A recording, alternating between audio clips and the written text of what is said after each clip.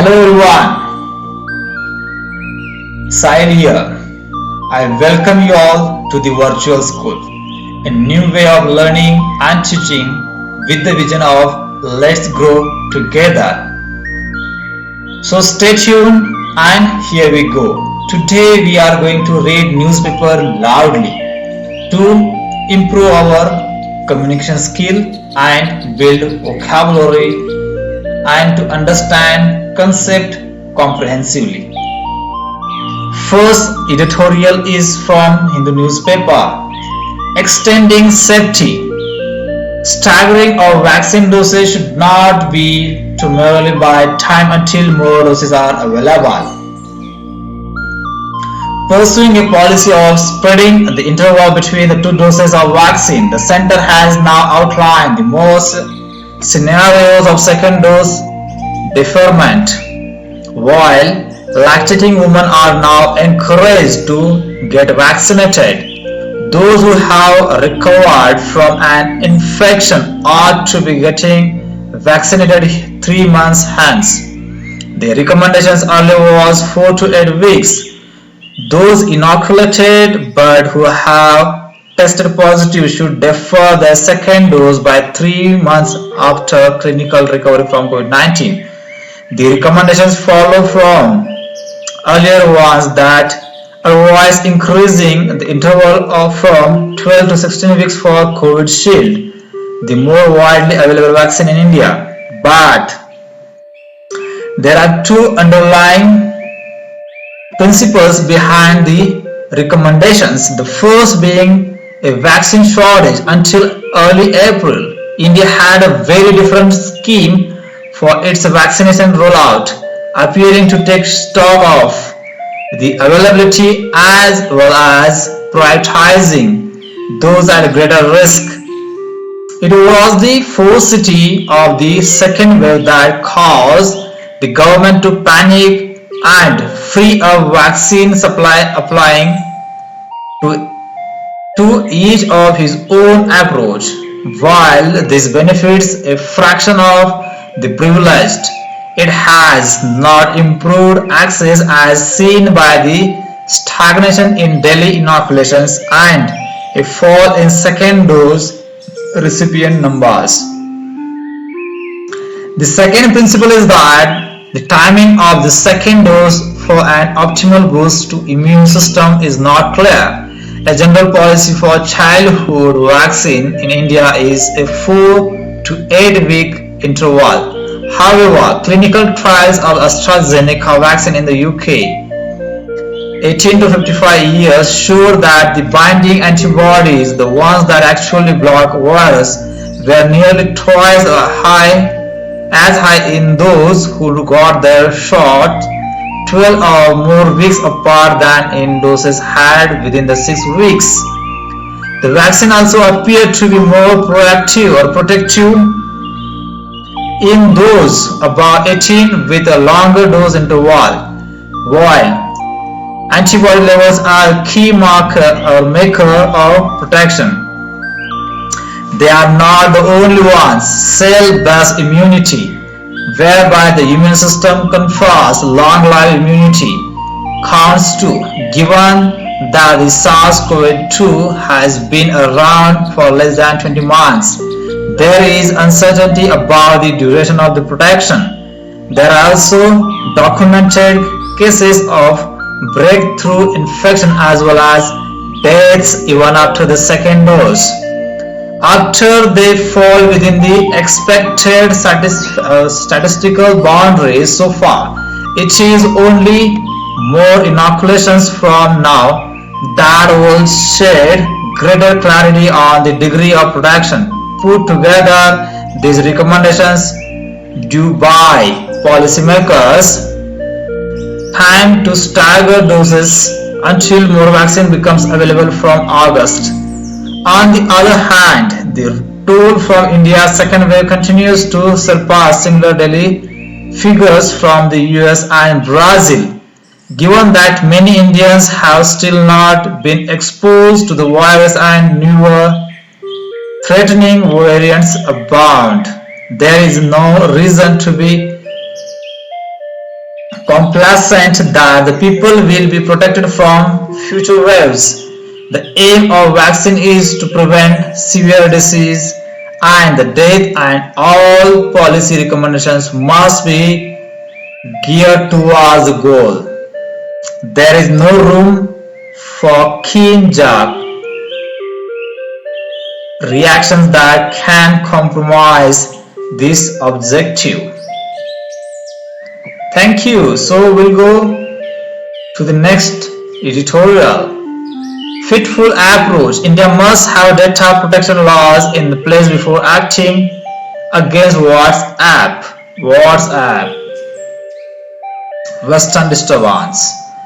The center's recent notice to messaging service provider WhatsApp to withdraw its updated privacy policy is an avoidable intervention into the war is a legitimate business decision.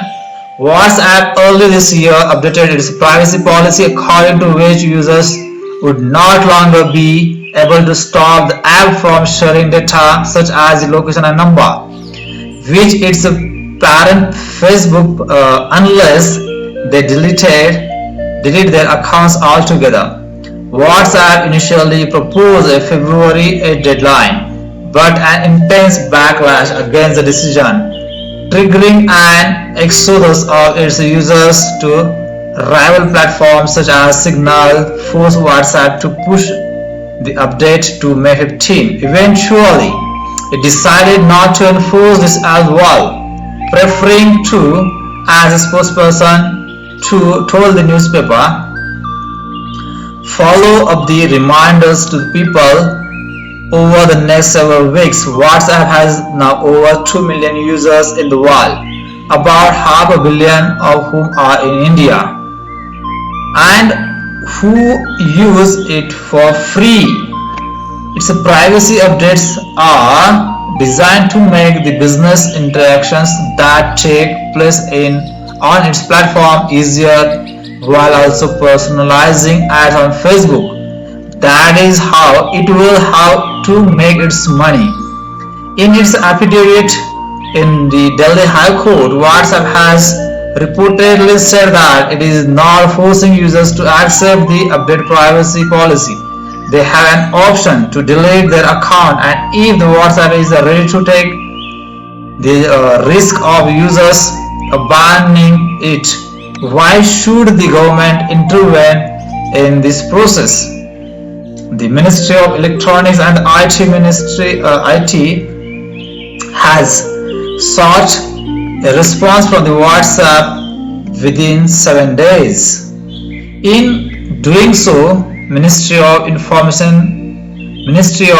Electronics and the IT has made a change that WhatsApp has discriminated against Indian users.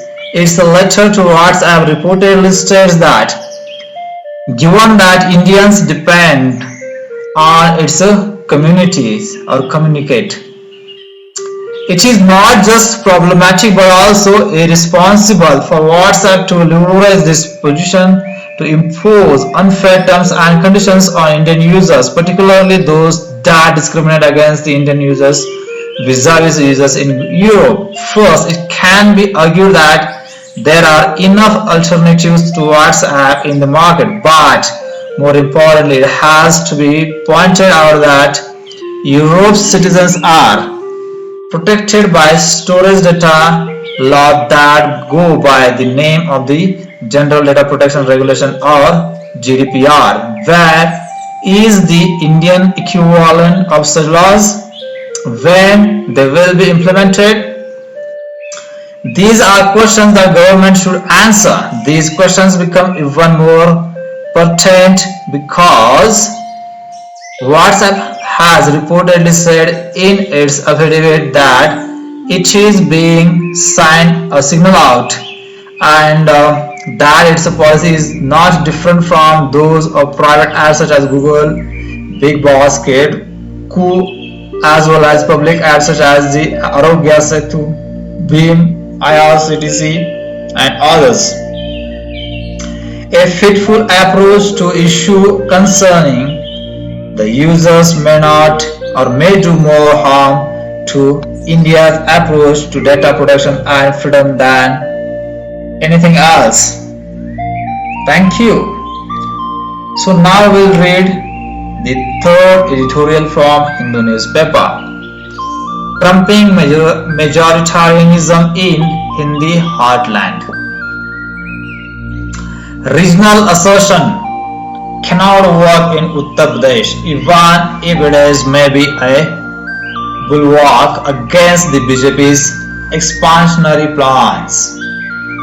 The landslide victory of All India Trinamool Congress in the West Bengal Assembly elections and the pushback of the Bharatiya Janata Party in West Bengal, Tamil Nadu and Kerala have given rise to a pervasive belief that the right-wing politics can be defeated by regional assertions. Undoubtedly, regional and the cultural assertions in these states acted as an effective bulwark against the BJP's expansionary plan in southern and the eastern India. The regional cultural troops deployed by Mamata Banerjee, for example, worked so well that at one point, Home Minister and the BJP leader Amit Shah was even forced to clarify that if the BJP is elected, someone from Bengal would be the chief minister. This underlines the effectiveness of regional culture and politics in trumping culture or communal politics. However, this claim needs to be tempered by the realism that it cannot work in the Hindi heartland, which is dominated by caste and communal politics and has so far not seen any serious ideological and political challenge to politics based on these identities.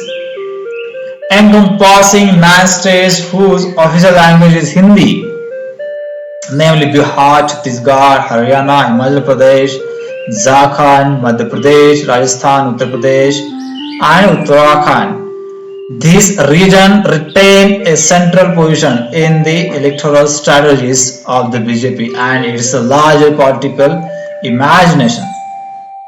The party's stunning show in the state propelled it to power in the year 2014 and 2019 parliamentary elections. Its continued political dominance in the heartland will neutralize its losses now as well as in the future. The states where it has been busted by regional players.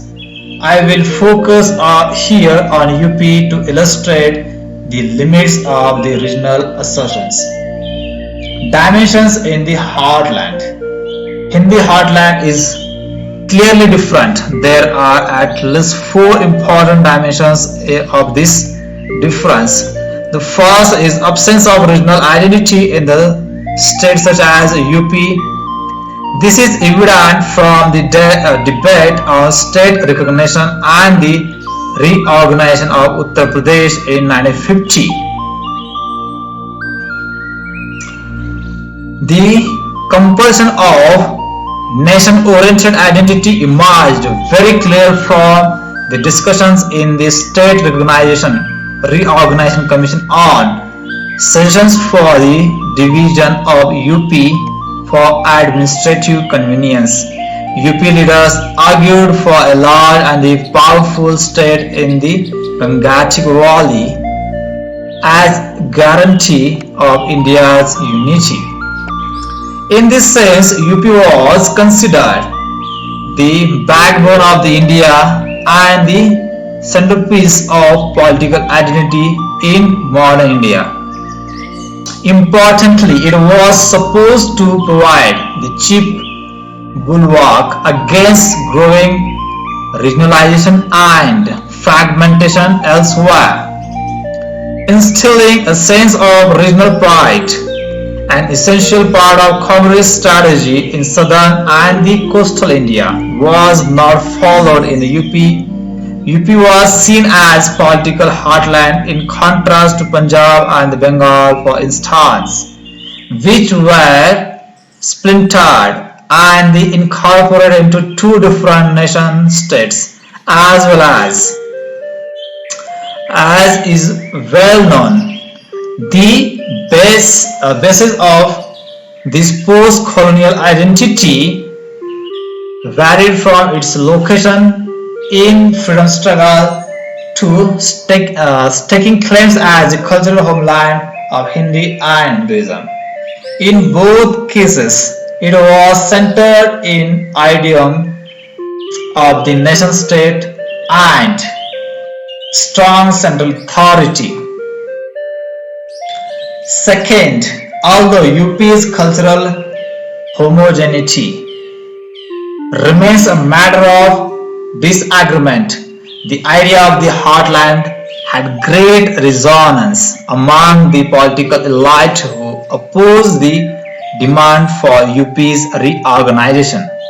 The long-standing tradition of composite cultural identity and shared plural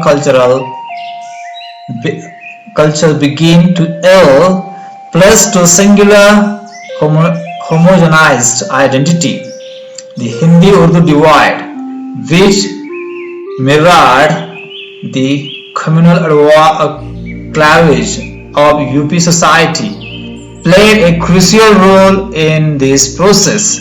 Urdu was excluded as it was seen as the symbolized Muslim cultural identity in independent India, while Hindi was boosted to promote the development of Hindu heritage for this region. The project of the homogenization of India or Indian UP culture as Hindu culture was quickened in later decades, even though it would be hard to assume a direct link between Hindi dominance and the communal politics of subsequent decades. It is nevertheless a fact that all political parties in the state used it as an ingredient of social and cultural differentiations and a means to consolidate political dominance. The role of communal politics. Third, it is clear that communal politics and communal movements have played a key role in UP's modern history, which in turn have diluted other identities. In some respect, this process gained momentum in the wake of the partition, which cast its long shadow upon political institutions and culture in UP, and to a great extent affected the perspectives of Hinduism or Hindus and Muslims alike. Hindu nationalism was marginalized within the Congress party, but many of its ideas were accepted in framing party policies. The state leadership was instrumental in forging a conservative consensus in the state under the Chief Minister G.V. Pant, who steered the affairs of the state for 8 years after independence. The intensification of the communal politics took a new turn with the mass mobilization for the construction of Ram Temple at Ayodhya, which was deftly used by the Hindu right to establish a major presence in the UP and to facilitate the political reconstruction of UP through the promotion of a collective Hindu identity.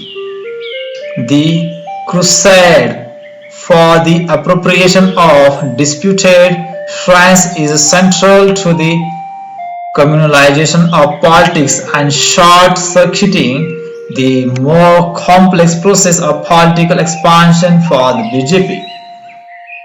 Importantly, this has laid the groundwork for building permanent electoral majorities through the deployment of a scripture symbols in UP, which given is a huge size, helps it to establish a strong base in the Hindi heartland of offset the appeal of countervailing identities elsewhere in India. Caste politics too. Finally, caste politics, which was expected to counter Hindutva expansion, has failed to do so. In fact, caste politics has become a building block for the BJP's expansion.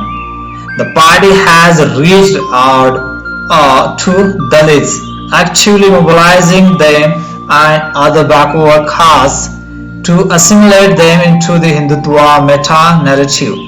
Instead of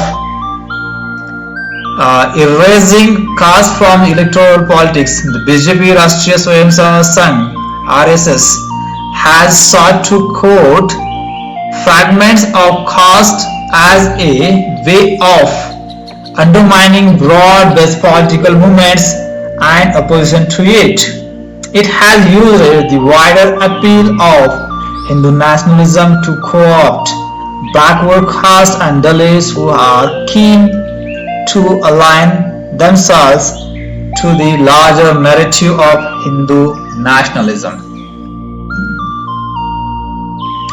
A reset is needed while regional parties will continue to be significant in various states of the Union.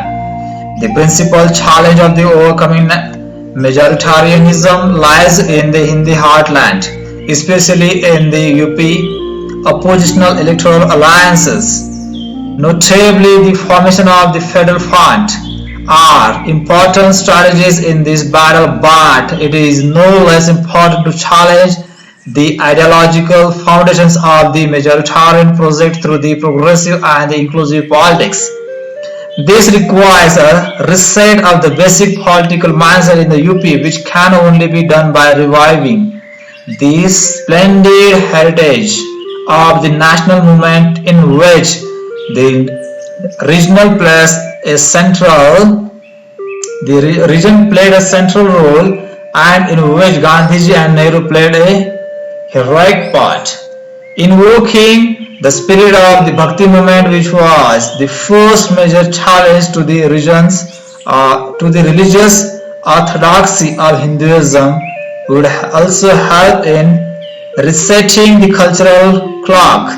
This must, however, combine with much greater concern for the fundamental social and economic issues of the state, and making the struggle between the communal and the secular forces the central issue through the public campaigns and that address the problems of the religious traditionalism and the cultural underpinnings that this provides to the push to make India in the state. Zoya Hassan is a professor emerita, Jawaharlal Nehru University, JNU. So now we are at the last and first page of the editorial. The AIDS fight offer a COVID vaccine patent pathway. There are recognized ways to overcome the patent's hurdle, ensuring social justice and boosting the COVID-19 battle. In order to achieve global herd immunity and prevent new strains of COVID-19 from emerging, possibly for years to come, vaccine needs to be affordable and available in masses or massive quantities throughout the globe. This can be happen through patent owners voluntarily licensing their products to other companies, especially Indian producers who are experienced the mass producing low-cost medications. This can also be done by the temporarily suspending patent rights for COVID-19 vaccines, an option that is being pursued by India and South Africa through the World Trade Organization, and one that is legal in the event of public health emergency. According to that organization's own rules, one way or the other, India and the world need several Indian pharmaceutical companies, not just the Serum Institute of India, to gain the right to make these vaccines if we are going to see an end to this pandemic anytime soon. Turning point in the HIV fight. Decades of struggles over the patent rights and the access to medications for the HIV/AIDS demonstrate that it is possible to navigate patent instructions using something called voluntary licenses, where a patent holder decides to license a product to other companies. The United Nations Medication or Medicines Patent Pool and the World Health Organization's COVID-19 Technology Access Pool are important tools in an effort to promote voluntary licensing for COVID products that so far have been ignored by the pharmaceutical producers. Sharing patent rights through the voluntary licensing would need to involve India's large pharmaceutical sector whose production capacity have make treatment for AIDS more affordable in low-income countries and help mitigate that pandemic. In the 1990s, the World Trade Organization began implementing a global intellectual property rights known as the Trade-Related Aspect of Intellectual Property Rights Agreements or TRIPS. While the trade-related aspects of intellectual property rights alarmed public health experts because of its potential to raise the price of the essential medicines. Voluntary licensing agreements between the pharmaceutical producers were able to bring down the price of its medications despite the TRIPS regulations. Responding to the anti-TRIPS activism from low-income countries and the realizing they would not be able to profit of low-income markets anywhere, some manufacturers place licensing agreements to produce AIDS drug for which they own patent rights in the United Nations affiliation or affiliated medicine patent pool. Several India-based companies then use these voluntary licenses to manufacture these drugs on a massive scale and sold them at prices they determined. In the case of Gilead, which placed more products in the patent pool than any other producer, their licenses required the licensee to pay Gilead a royalty of 3% of the sales of the drug and limit sales to low-income countries. This effort brought down the price of the key AIDS medications in these countries. Most significantly, tenofovir, a first-line treatment of HIV/AIDS, has come down in price from $200 to $500 per person per year to $39 per person per year in low-income countries. Now that 13 Indian-based pharmaceutical companies are producing it. Context of health emergency. It is also possible for government to issue what are called compulsory licenses, which override patent rights to allow local production or import of drugs by generic manufacturers in the event of the public health crisis. Since 2003, this right has been enshrined in the Doha Declaration Addendum to the World Trade Organization's Trade-Related Aspects of Intellectual Property Rights Agreement, and this is what India and South Africa are lobbying for. Having recently been joined by the United States through known as 8 European Union, the Doha Addendum, Section 5C offers AIDS, malaria, and the tuberculosis as examples of what qualifies as the health emergency. By this standard, COVID-19 should easily qualify. In fact, not invoking the exemptions in this unprecedented health crisis would make this agreement meaningless. We may thus find compulsory licenses, though being issued in several countries for vaccines and treatments for COVID-19. Although manufacturers in India say they prefer to work with voluntary license because there is more goodwill between companies, while compulsory license often come with a legal battle brought by the patent holder.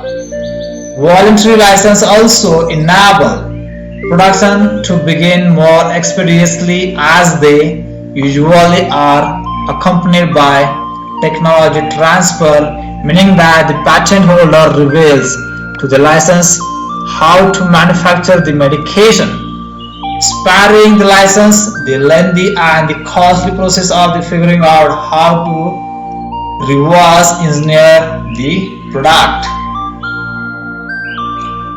The COVAX option.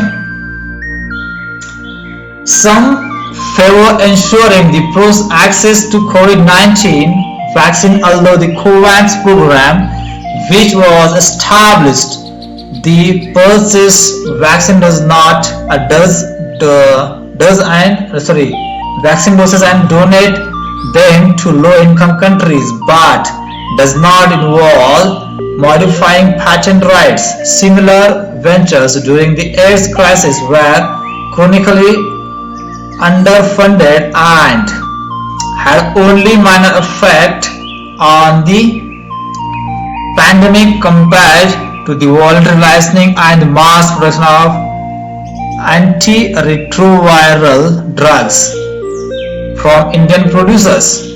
COVAX also currently underfunded, and Director General of the WHO, Dr. Tedros Adhanom Ghebreyesus, warned the people in the lowest income countries might have to wait until 2022 to get vaccination or vaccinated through this program, which may actually be optimistic since COVAX has shipped around 68 million doses so far. Similar concerns to those presented here were raised in the last year's annual meeting of WHO, which established the patent sharing pool for COVID products. The COVID-19 Technology Access Pool. So far, no patent holders have joined this effort, which is why India and South Africa called on the WTO to temporarily waive patent protections for COVID-19. Meanwhile, the UN Medicines Patent Pool stands ready to accept voluntary licenses, having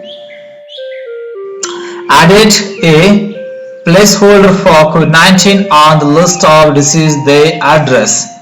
Hopefully, the European Union will join the efforts by India and South Africa at the WTO, and pharmaceutical producers will realize, as some did during the AIDS pandemic, that voluntary licensing comes with the better public relations and that they are not going to make money off low-income countries regardless of patent enforcement. A key step. Furthermore, the billions of dollars in the government and given to companies to help develop COVID-19 treatments should entail an obligation to enable the mass production of affordable vaccine. After all, as legal shareholders have long explained, patents are not ironclad ownership rights. They are a temporary contract that balances the public interest with the claims of the innovator. This is not just a question of social justice and ensuring the life-saving therapies are available to the world's poor. It is a necessary step to prevent deadlier, more contagious and the possibly vaccine-resistant variants of COVID-19 from the proliferating in an under-vaccinated world. Murphy Halliburton, professor of the medical anthropology at Queen's College and the Graduate Center, City University of New York, is the author of India and the Patent Wars, Pharmaceuticals in the New Intellectual Property Regime. Thank you so much for listening